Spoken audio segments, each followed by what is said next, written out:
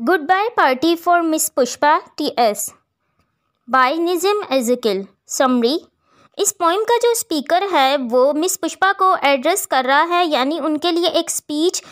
दे रहा है जिसमें कि वो उनको एड्रेस करते हुए कहता है कि वो आज से 3 दिन बाद फ़ॉरेन के लिए रवाना होंगी। तो उनको बेस्ट विशेस देते हुए वो कहते हैं कि जो मिस पुष्पा है वो एक काबिल लेडी हैं और वो मर्द और औरतों दोनों में ही एक साथ मकबूल हैं। इसके साथ साथ वो कहते हैं कि मिस पुष्पा जो हैं वो एक हाई फैमिली से बिलोंग करती हैं, यानी कि इनके फादर वो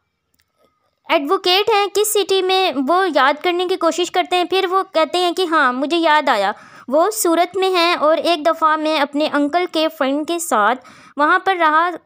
गया था विज़िट के लिए और हमने वहाँ स्टे भी किया और उनकी वाइफ बहुत अच्छा खाना बनाती हैं। एनीवे, हम मिस पुष्पा को एड्रेस करते हुए कहते हैं कि मिस पुष्पा जो हैं वो कभी भी किसी काम को इनकार नहीं करती और वो एक ऐसी लेडी हैं कि जिनको जो भी काम दिया जाए वो इसको कभी मना नहीं करती, बल्कि वो इसे अभी करने के लिए करती हैं कि वो इसको डिले नहीं करेंगी। देन इसके बाद स्पीकर उनकी स्वीटनेस के बारे में बताता है कि वो इतनी स्वीट हैं कि सिर्फ वो बाहर से ही स्वीट नहीं नज़र आती, बल्कि जो उनकी सोल है वो भी स्वीट है, यानी कि वो लोगों की भलाई के लिए काम करती हैं। ये शॉर्ट सा ओवरव्यू था good bye party for miss Pushpa T.S. Poem का।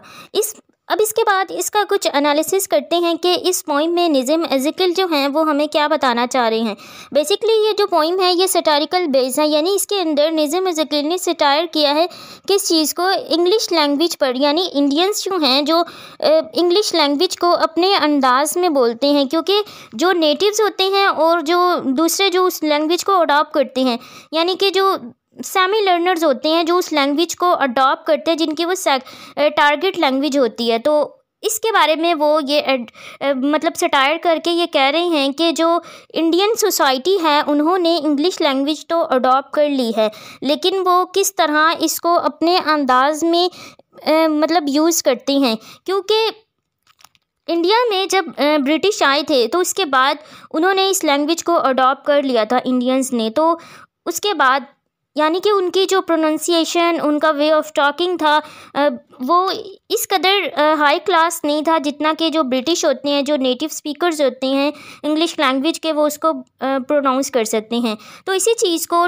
निज़िम एज़ेकिल ने ये बताया है कि इस पोइम का जो स्पीकर है वो किस तरह मतलब एक ग्रामेटिकल मिस्टेक्स कर रहा है, रूल्स की वोलेशन करके ये अपनी स्पीच दे रहा है। एक तो बात इन्होंने इस तरह की है कि ये डायलैक्ट्स है, क्योंकि डायलैक्ट्स जो होता है कि एक लैंग्वेज को डिफरेंट एरियाज़ में किस तरह हम बोलते हैं, यानी लैंग्वेज एक है लेकिन डिफरेंट एरियाज़ में वो डिफरेंट वे से बोली जाती है, यानी इसको हम डायलैक्ट्स कहते हैं। तो इंग्लिश को इन्होंने डायलैक्ट्स के तौर पे इस पर प्रेजेंट किया है कि जो इसका स्पीकर है वो ग्रामेटिकल मिस्टेक्स कर रहा है, रूल्स की वॉयलेशन करता है और अपनी स्पीच देता है। इसके बाद इन्होंने एक और जो इशू है इसके अंदर हाईलाइट किया है, यानी कि ये स्पीच है बेसिकली, लेकिन इस स्पीच से हट के वो इसमें डाइग्रेशन में चले जाते हैं कि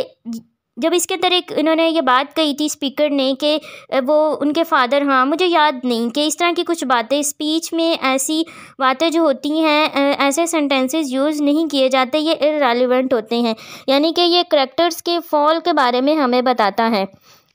क्योंकि जो इसका मेन थीम है इस पोइम का good bye party for miss Pushpa T.S., इसके अंदर जो उन्होंने हमें बताया है कि जो ह्यूमन है, ह्यूमन फोबिल्स के बारे में बताया है और करैक्टर फॉल्ट्स, यानी कि जो करैक्टर के अंदर फॉल्ट होता है इसको इन्होंने इंग्लिश डायलैक्ट्स के थ्रू, यानी इंडियन के जो डायलैक्ट्स हैं इसमें हमें बता रहे हैं कि जो इंडियन सोसाइटी है उन्होंने इंग्लिश लैंग्वेज अडॉप्ट की है और वो उसको यूज़ करते हैं लेकिन अपने अंदाज से, यानी उन्होंने उसको अपने डायलैक्ट्स में कन्वर्ट कर लिया है। इसी चीज़ को वो सटायर करते हैं, क्योंकि जब हमने निज़िम एज़ेकिल का इंट्रोडक्शन देखा था, इन्होंने इंग्लिश पोइट्री में पोस्ट कॉलोनियल वर्ड्स को इंट्रोड्यूस करवाया था। इनको पायनियर भी कहा जाता है, पोस्ट इंडिपेंडेंस लिटरेचर, यानी कि पोइट्री में इनको फाउंडेशन के नाम से मतलब ये फंडामेंटल फिगर हैं इंग्लिश पोइट्री में